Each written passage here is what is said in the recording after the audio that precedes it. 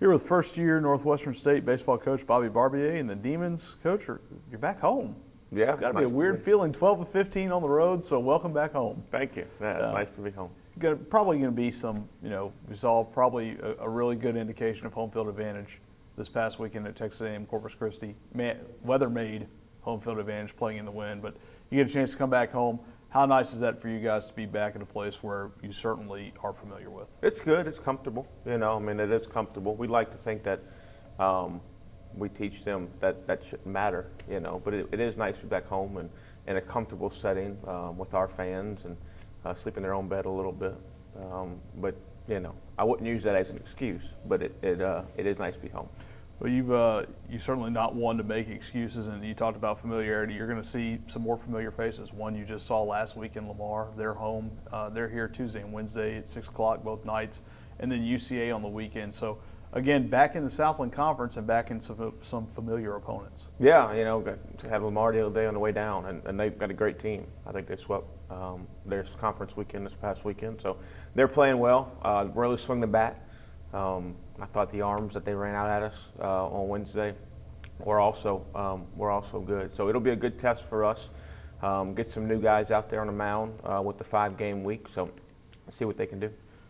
3 out of the 4 games this past week, your offense scored at least 6 runs. So it appears that maybe after some tough arms they saw at Oklahoma State and in Kansas and Kansas State throughout, and Nichols has a good staff, maybe starting to the leaf is starting to turn, I guess, maybe a little bit offensively. Yeah, and when you play those bigger schools, the ball just moves a little faster. It moves a little faster from the mound to the plate, around the infield, when it comes off the bat.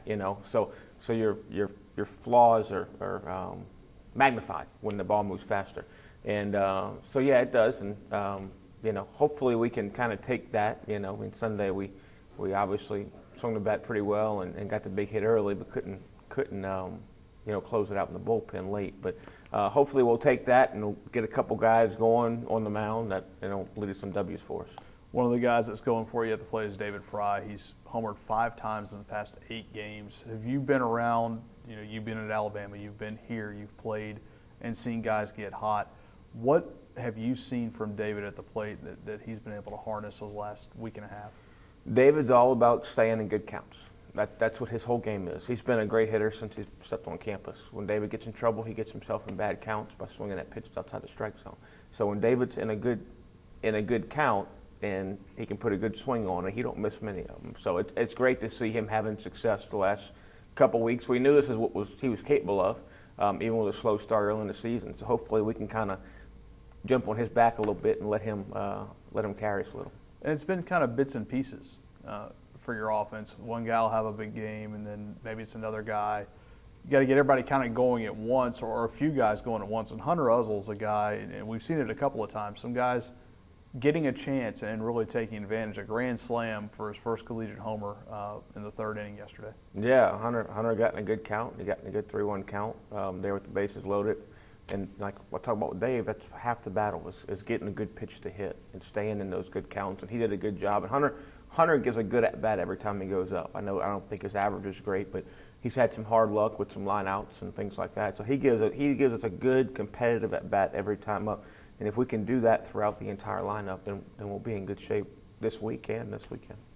Challenges when you face Lamar for the 2nd time? Same as the first? Making quality pitches.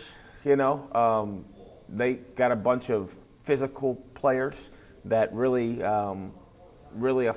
can hurt you if you don't make those quality pitches, if you don't stay ahead in the count. Because they got some power in that lineup. They got some older players in that lineup, been around a little while. So making those pitches and then just keep continuing to build off of what we've done offensively the last, like you said, 3 or 4 games, so we can continue to build on that. Then you look ahead to UCA, and you mentioned Lamar getting hot. I think you mentioned somebody else that's played. You mentioned Lamar sweeping the series. A good 2-1 series win for UCA over UNO, so they're probably going to have a little bit of momentum coming in here. Sure, yeah, no doubt about it. I saw they got them twice. We haven't really got to look at them yet, getting back late last night. But, I'm sure they'll be like every other team in our league. They'll come in here ready to go. All right, thanks, Coach. Thank you.